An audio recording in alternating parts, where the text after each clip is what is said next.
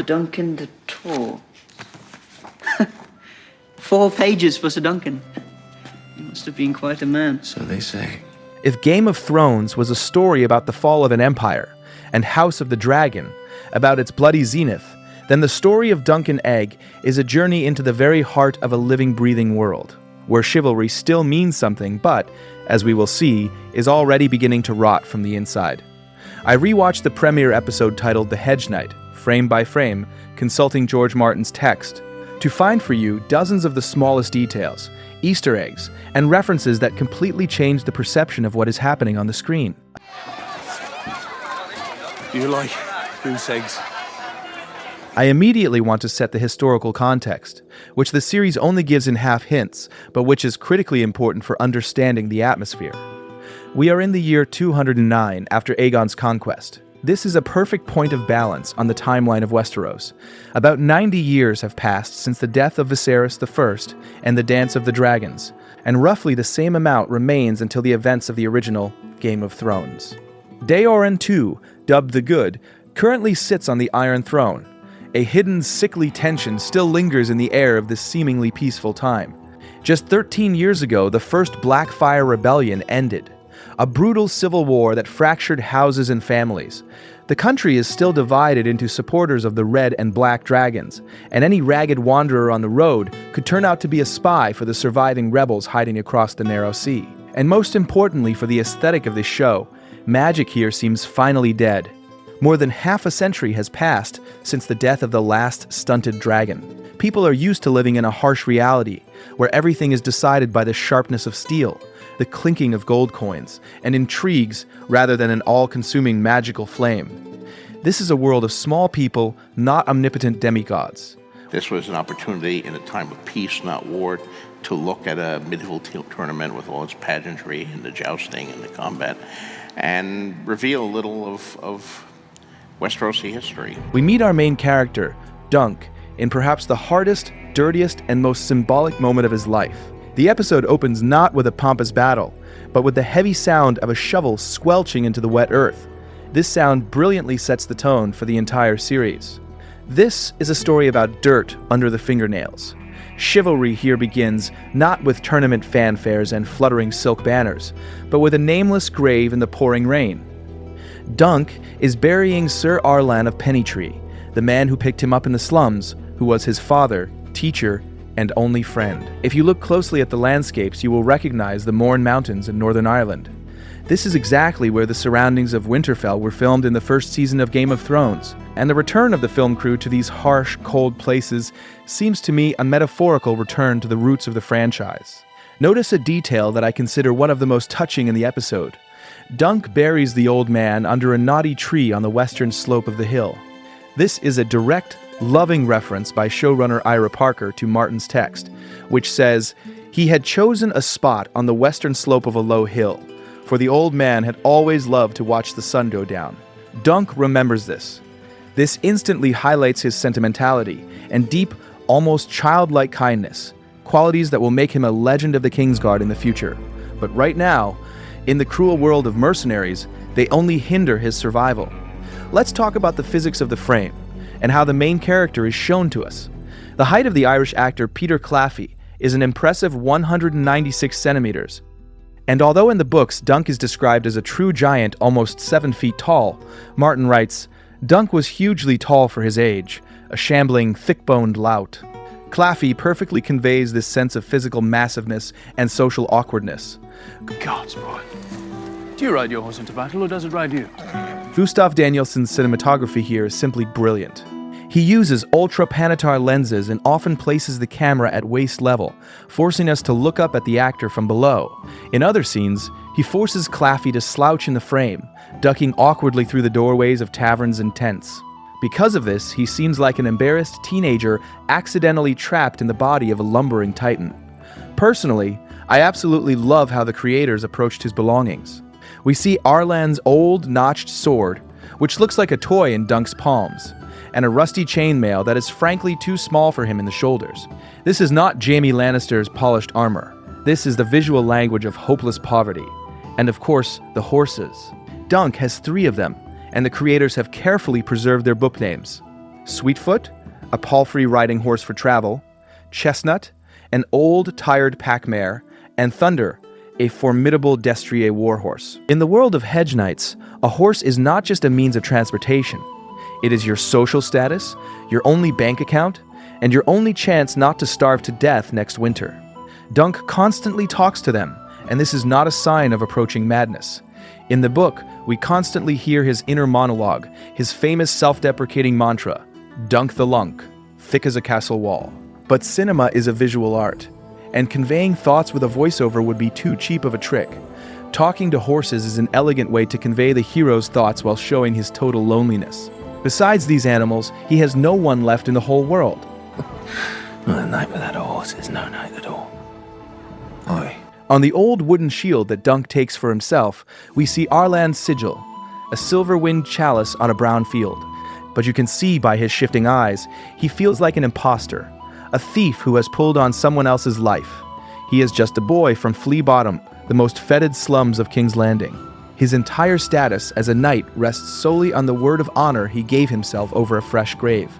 Episode director Owen Harris fills the episode with everyday details to maximize this groundedness. And here we come to the scene that literally blew up the internet after the premiere. Dunk decides what he should do next. He looks into the distance, making the decision to head to the Ashford tourney. At this moment, that very cult, goosebump-inducing epic music by Ramin Djawadi from Game of Thrones begins to play. The music swells, promising us a grand, bombastic adventure of a hero who will save the world.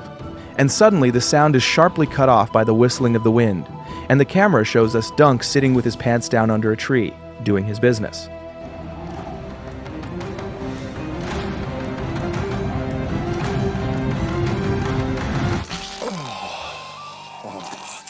Many viewers cringed, calling it cheap toilet humor, but personally, I consider it a brilliant, bold visual statement. We are literally being told, forget about Jon Snow and Daenerys. This is not an epic about high lords and saviors of the world. This is a story about an ordinary guy who gets scared, who has doubts, and who has basic human physiology. It is a magnificent deconstruction of the genre right in the first 10 minutes.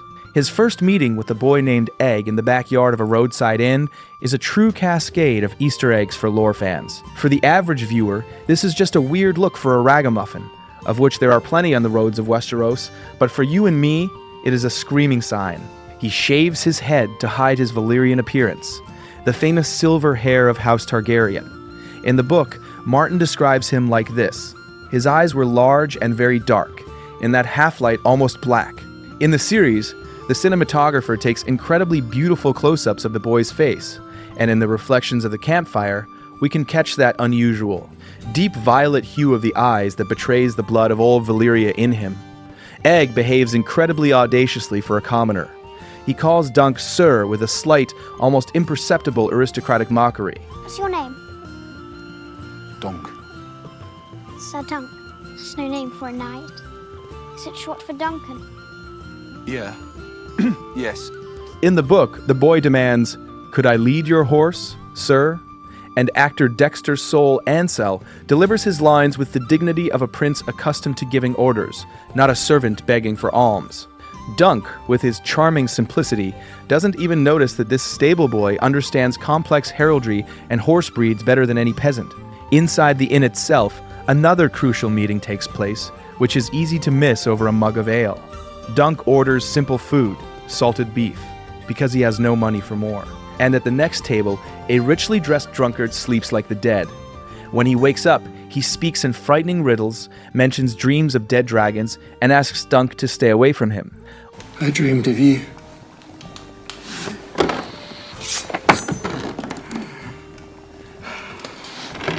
Stay the fuck away from me. Yeah. Lore experts understand this is Prince Daeron Targaryen, Egg's older brother, who went down in history under the nickname the Drunken.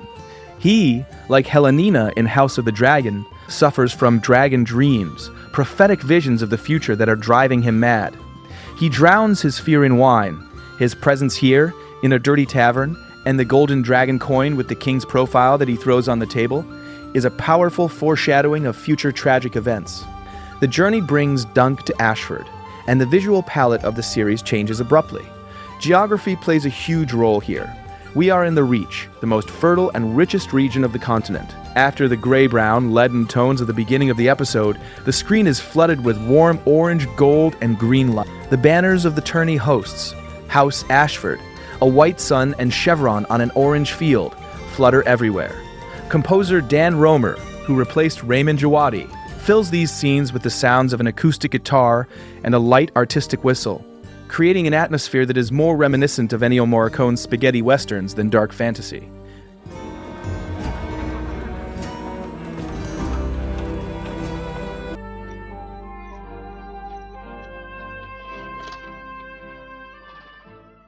The tournament here is shown not just as a sport, but as a massive, seething political showcase, a medieval Vanity Fair. The registration scene with the steward Plummer brilliantly exposes the social inequality of this world. Plummer, with his lips pursed in disgust, demands proof of Dunk's knighthood. Guarantors.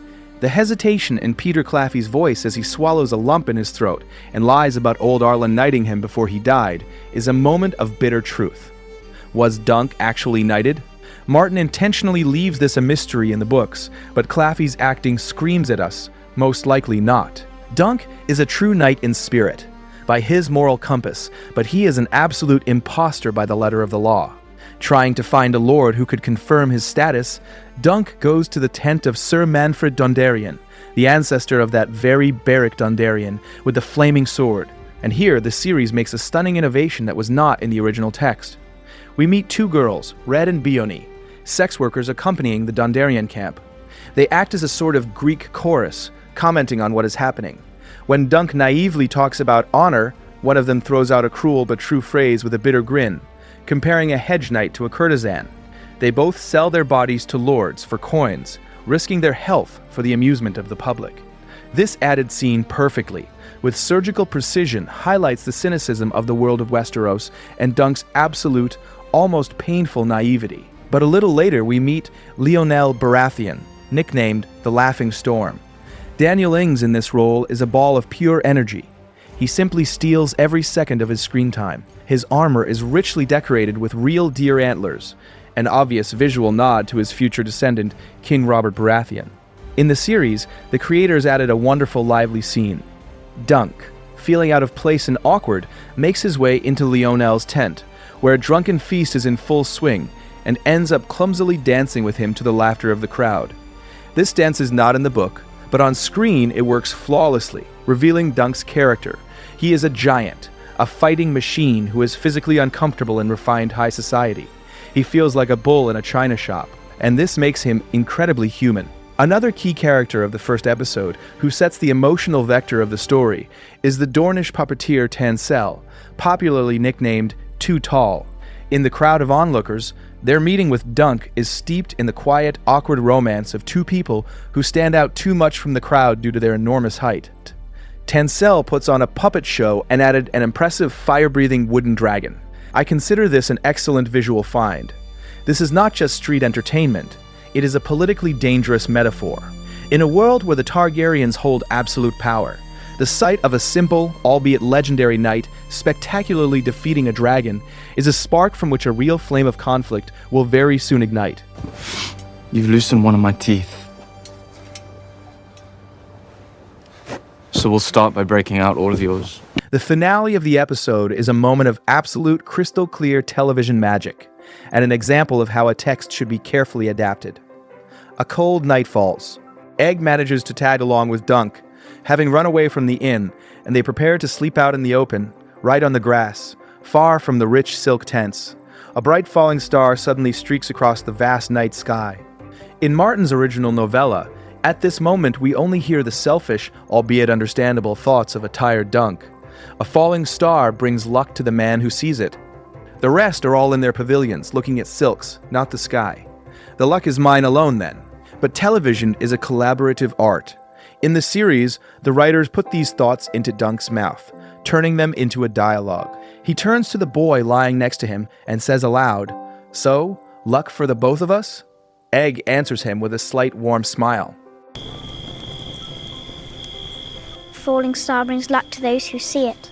All the other knights are in their pavilions by now, staring up at the silk instead of sky. So the luck is ours alone?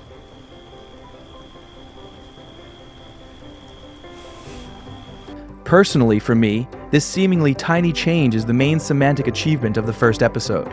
It shows a fundamental psychological shift. Dunk is no longer alone in this huge, cruel world. A friendship has been born, which, as we know, will one day change the entire history of the Seven Kingdoms. This first episode managed without spilled blood, without palace coups, without magic and flying reptiles. It gave us a breath of fresh air, showing that Westeros can be not only a place of hopeless cruelty and betrayal, but also a place where a huge, clumsy guy from the slums and an arrogant bald boy with royal blood just lie on the damp earth, look at the stars, and hope for the best. And believe me, they will need this luck and this hope very soon. These details show with what love the creators approached the world. Westeros is vast, but its history is always hidden in the little things. Personally, as a longtime fan of the books, this series is a breath of fresh air. It proves that Westeros doesn't need dragons to be captivating. It just needs good people trying to do the right thing in a wrong world. I hope this breakdown helped you see the first episode with new eyes. Ahead of us awaits the Trial of Seven, blood on the grass, and perhaps the most bitter farewell in the history of the franchise. Subscribe so you don't miss the breakdown of the next episode. Remember, in this world, even a falling star can be a harbinger of a storm. See you on the roads of the Seven Kingdoms.